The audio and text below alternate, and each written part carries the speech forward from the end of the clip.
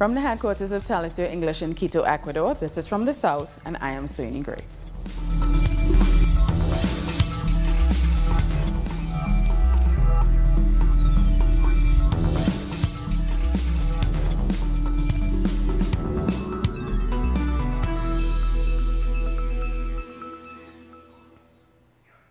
After leaving NATO member nations exasperated with his fiery comments, U.S. President Donald Trump is in London for a 3-day visit. It is his first official visit to Britain since he took office. Massive protests have been organized by different social movements across the country from Thursday until Saturday. Over 100,000 people are expected to gather in London in a series of protests under the banner Stop Trump Coalition and Carnival of Resistance. Some of them have also inflated a giant Trump baby balloon that will be flown over Parliament on Friday when the U.S. President meets Prime Minister Theresa May. What we see in Trump is somebody who has an overinflated ego, and when things don't go his own way, he throws his toys out of his pram. But he's also, as robust as he may seem to be, he's also very, very thin-skinned when it comes to being ridiculed. And so we thought that this Trump baby was a fantastic way of representing all of that about Trump and of getting through to him. Now, protesters lined the street outside Blenheim Palace in Oxford, where Donald Trump is to dine with Prime Minister Theresa May and other cabinet members. Holding placards, the protesters made it clear that he isn't welcome in the UK. He's a racist that's taken over my country. He's a wannabe dictator. He's imprisoning children and tearing them away from their families. I mean, the list goes on. He's just destroying all of the norms of what used to be a great democracy in America. And so I'm really concerned about my country. And I'm here now, and so this is where I have the chance to protest it. Members of the organization Amnesty International raised a banner over Westminster Bridge to condemn Donald Trump's human rights record. So we've unfurled this banner on Vauxhall Bridge directly opposite the American Embassy to make it very clear that we are going to be raising the track record of the President while he is visiting the UK. He has developed a really shocking record in terms of human rights, from snatching children out of the arms of their parents on the Mexican border and putting those children in cages, to a totally discriminatory travel ban, to pulling the United States out of the UN machinery that oversees human rights, which tries to advance human rights across the world. I could go on. There are so many issues where President Trump has literally simply put human rights absolutely to one side, and that is what we at Amnesty object to, and we're making that clear during his visit. Now, earlier we spoke live with Sebastian Ordonez in London. He's a senior program officer for Warn Want, which is part of the Stop Trump Coalition. He spoke to us about why people across Britain are objecting to the U.S. president's visits. The UK government shouldn't be normalizing the politics of hate, which is targeting women, migrant communities, Muslims, communities of color. And actually, what we're saying is the so-called special relationship between the US and the UK should be founded on the solidarity that there exists between all of those communities that stand up to hate and stand up for global justice in the US, in the UK, and around the world. I think part of the discussions that Theresa May will be having with Donald Trump is about a possible US-UK trade deal after Brexit. But we know that this type of trade deal will essentially end up ripping apart our human rights, our healthcare, and the environmental protections that may leave public services like the NHS under real threat. We know the impact, the massive impact that these type of trade policies have had on communities and workers and on the environment in the global south. So it should be clear to the UK government that promoting this type of trade deal will have a really negative impact for communities in the UK also. We're going to head over to Colombia now, where 3 members of the prosecutor's office have been murdered. According to Colombian authorities, the attack was perpetrated by the Olivier Sinister Front on Wednesday afternoon. This is the same armed group that kidnapped and killed 3 Ecuadorian journalists from the El Comercio newspaper and an Ecuadorian couple last April. Our correspondent, Jose Manuel Jimenez, has the story. The Attorney General in Colombia has acknowledged its regret for the murders of 3 members of the investigative team belonging to the country's prosecutor's office. He also announced that he will do all that he can do to find those responsible for the murders that took place in the department of Nariño. The preliminary investigation links the killings to the Oliver Siniestra Front, led by alias Guacho. Let's recall, he's responsible for the kidnappings and murders of the 3 Ecuadorian journalists of the El Comercio newspaper, along with 2 other Ecuadorian citizens. Investigations will continue throughout the coming days, and we may soon know if the Oliver Siniestra Front is indeed responsible for these murders. With deep sorrow, we announce the killing of 3 officers working for the Attorney General's office in the sector of Guayacana, in the department of Nariño, in kilometer 78 of the Tumaco-Nim Road. I would like to express all of our solidarity with the relatives and to share the deep pain surrounding everyone at our office. I would like to thank all the institutions for their messages of support after this tragic event. My office will do anything in its power to bring those responsible for these killings to justice. We are determined to continue in our fight against criminal gangs in the area. Nothing is going to stop us. We will strengthen our efforts to eliminate criminal gangs working in Guayacana in memory of Douglas, Willington, and Yair. The extent of corruption within the inner circle of the Peruvian justice system has been exposed through a phone hacking scandal. Social movements are demanding urgent judicial reform. Phone hacking was authorized by the Office of the Prosecutor. In one of the intercepted audios, Judge Cesar Hinostroza refers to a person accused of rape against an 11-year-old. To date, the portal of Ideal Reporteros have released more than a dozen recordings, some of which have been criticized by human rights organizations because of incriminating content that amounts to corruption and bribery within the judiciary. According to some experts, the phone hacking scandal will have benefited mafias and other criminal enterprises, such as drug traffickers with political interests. Lula has been acquitted for one of his sentences. A judge decided that there wasn't enough proof to keep up the conviction, and Lula's lawyers are hopeful that this will apply in Lula's other cases as well. Very good news for Lula's supporters. Today he was acquitted of one of his sentences for obstruction of justice. A federal judge considered that the case was solely based on the deposition of a couple of whistleblowers and that wasn't enough proof to back up the case. This is the first time Lula is acquitted of one of his sentences, but he is still a defendant on 5 other corruption cases. This afternoon his lawyers reacted. They said that they agree with the judge's decision and that they hope that the same happens in Lula's other cases, that the judges realize that there aren't enough proof. That's the opinion of Lula's lawyers.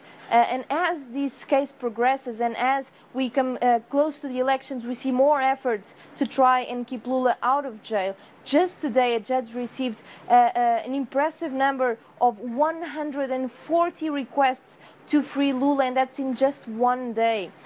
Also today, Lula was banned by a judge to talk to the press, and that has concerned a lot of people here in Brazil, including his lawyers, who say they are going to appeal on that decision. This is all from us, but we will keep you updated every time we can. Thank you for that, Mia. Now we head to Argentina, where mass layoffs continue as the government signed a decree that puts an end to assistance for public universities. This decision is part of the IMF's demands and will leave thousands without a job. Decree 632, published in the government's official bulletin, will not only leave 6,000 workers without jobs, but it will also freeze hirings until the end of Mauricio Macri's term in office. This is a two-pronged issue. The first is that on December 31st, thousands of people will be left on the streets, while the others at their positions will not be filled. We don't know if they even have a plan to cover the holes these layoffs will cause in schools, hospitals, research centers, nursing homes, etc. Facing this new attack by Macri's government, union leaders warn they have planned various protests to demand the end of mass layoffs and the repeal of the labor reform.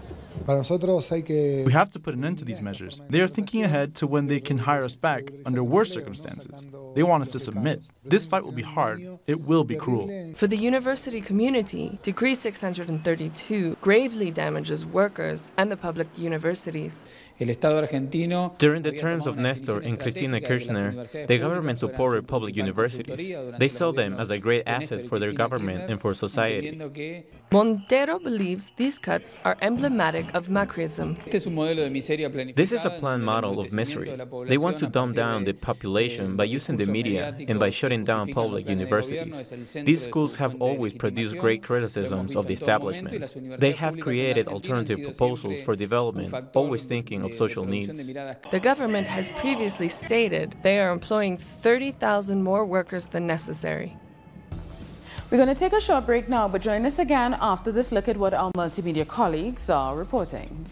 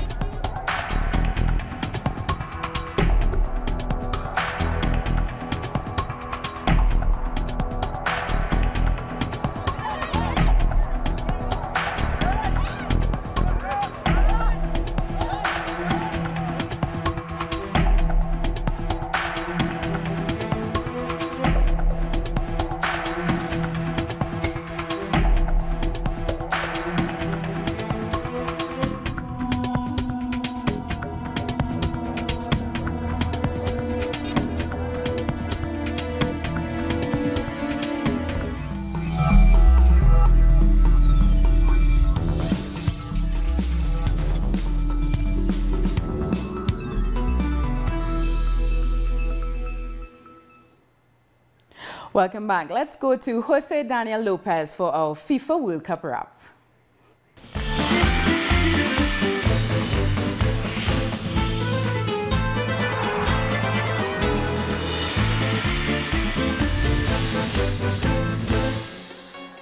Thank you, Sorini, and welcome to our Telesur Russia 2018 special World Cup coverage. I'm Jose Daniel Lopez, and here are today's headlines. France is training ahead of Sunday's World Cup final in Moscow. Midfielder Paul Pogba and defender Samuel Umtiti say that France will not make the same mistakes they did 2 years ago in losing the Euro 2016 final. We will not approach the final like the Euro 2016. We will finish well with smiles to make France explode. We saw the pictures of 1998 final. It was extraordinary. We went to see this again with the players jumping, shouting everywhere, with all of France, all our fans, all our families, everyone. At the end of the match against Belgium, we saw the videos of our families and our friends, and we realized this is something big.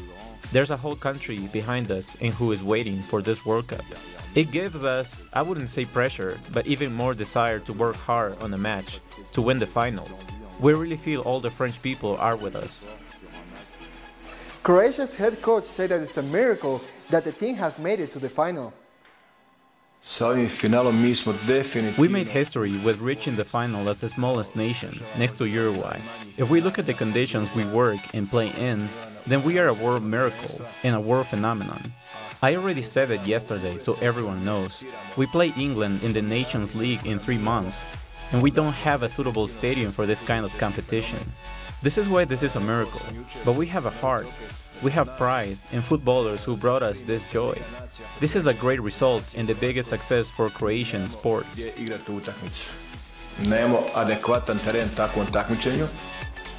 And on the pitch, Yuri Cortés, a Salvadorian FAP photographer, was also part of yesterday's celebration.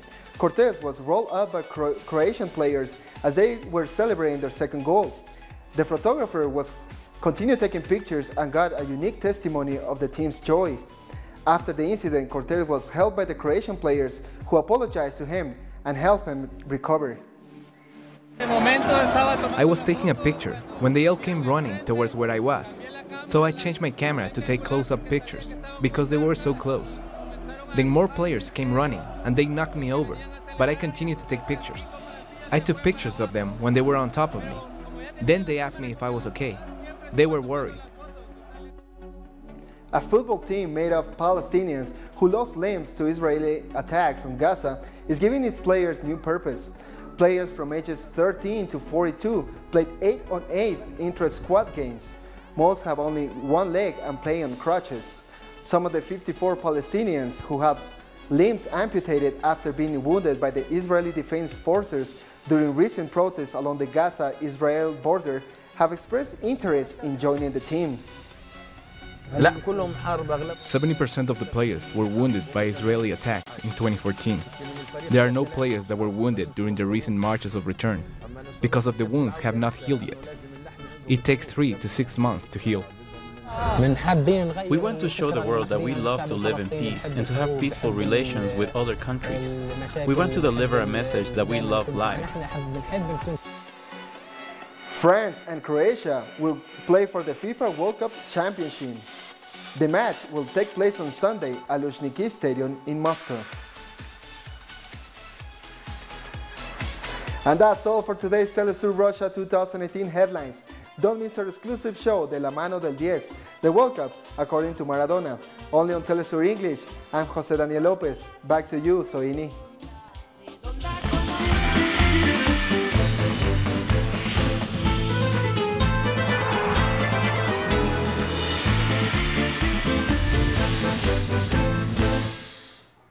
Thank you, Jose Daniel, for that report. The rise in fuel prices in Haiti was a measure announced by the government and was revoked almost immediately when it caused intense protests. Now Haiti tries to return to normal. Our correspondent, Rolando Segura, has more from Port-au-Prince. We're in Port-au-Prince, the capital of Haiti, a Caribbean country which is attempting to overcome this economic, political, and social crisis that was prompted by the announcement by the government to raise fuel prices by nearly 50%. This has aggravated the situation within the country. Social movement and opposition groups have taken to the streets to demand the resignation of the Prime Minister and also the President, something that experts attribute not only to structural issues that affect the Haitian economy, but it may also be an attempt to carry out soft coup in the country. Meanwhile, in the streets, one can see the effects of the instability in the last couple of days. Here in the capital, the movement of people and cars is usually very heavy. Now it's much less so, due to the decision of the people to travel to other cities, fearing the instability here in the capital.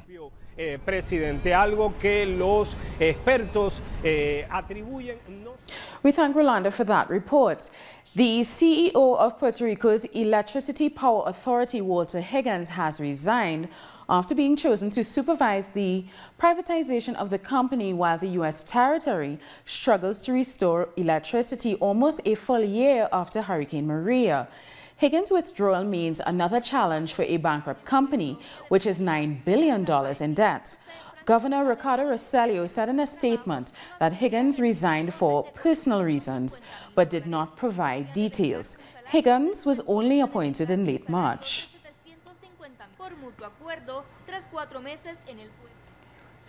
Bolivian President Evo Morales has received President-elect of Paraguay, Mario Abdo Benitez, in La Paz. The leaders aim to strengthen cooperation and to help enhance the economies of the two countries. Evo Morales highlighted the importance of continuing to promote the development of the region. Morales and Benitez held a press conference where they spoke about regional integration. We have made a small evaluation about integration processes such as UNASUR and CELAC. I am very sorry to tell you that UNASUR is in crisis. We considered on how to strengthen it. Personally, I envy the integration of some continents such as Europe, Africa, Asia, and we have to have capacity to advance in these systems of integration. We have taken important steps and we will talk with our brother presidents of South America, Latin America, and the Caribbean to continue strengthening these integration organizations in our region. I committed myself to making the corresponding arrangements and to make the predisposition so that very soon Bolivia is soon a full member of Mercosur, and thus strengthen, even more, the potential that we have as the alliance of a region, which has enormous potential in the world. The family of the assassinated Rio de Janeiro activist and politician Mariel Franco, alongside the rights group Amnesty International, have slammed the authorities in action. They are calling for independent observers to follow the probe into her killing 4 months after she was gunned down. What leaves me even sadder is the silence we have to live with. It has been almost 4 months. That is a lot of time. For us, for a family, for a mother, it is very difficult. It is so much time. So that worries me. It brings me sadness. It brings me uncertainty. The question every day, every minute, who killed Mariel and why? We see 4 months later that the institutions of the justice systems are inefficient, incompetent, and aren't committed to the correct solution in this case. In Mexico City, a shopping mall which had just opened 4 months ago has collapsed. Thankfully, no injuries have been reported at the luxury shopping center named the Arts Pedregal. A passersby described a huge noise as the front of the building, as you can see in those videos, crumbled.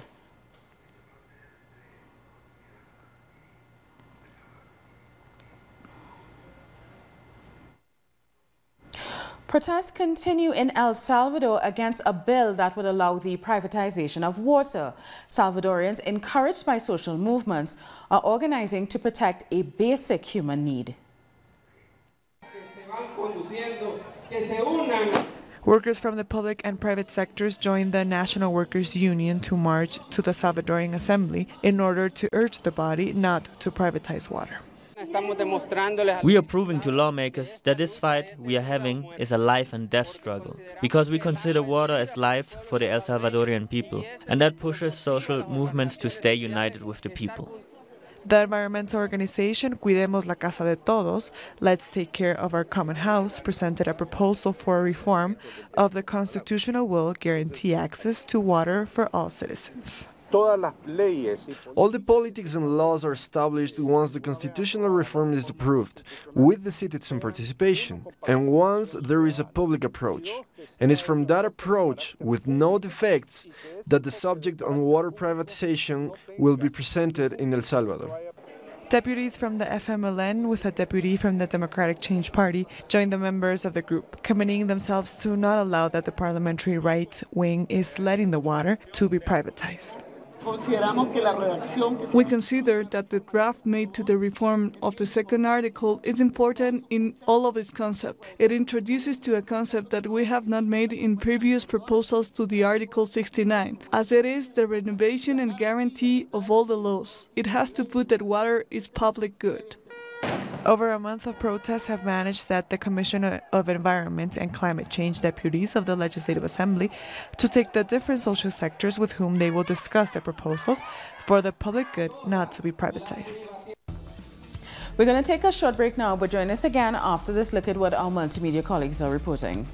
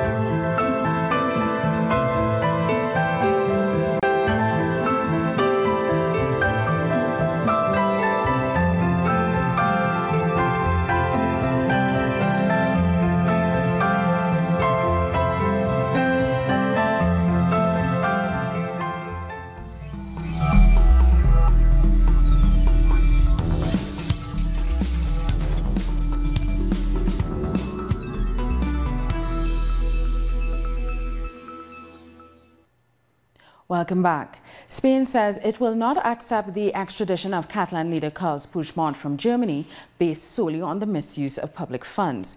The Spanish Supreme Court rejected the extradition of the former Catalan president if it is not based on the charges of rebellion against Madrid's rule. The German court previously dismissed that charge. The Spanish justice is deciding whether to withdraw the European arrest warrant or if it could present the case before the Court of Justice of the European Union.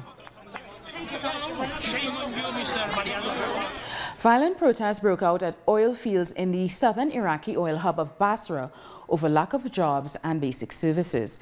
Protesters blocked the roads leading to the oil fields. Violence erupted when some protesters pushed the armed guards. One of the guards opened fire, reportedly wounding 2 people. Angry demonstrators then set fire to some police vehicles out inside the oil field. Protests have been ongoing in several cities and towns in Basra province following the government's failure to bring back the public services by following the withdrawal of U.S. troops.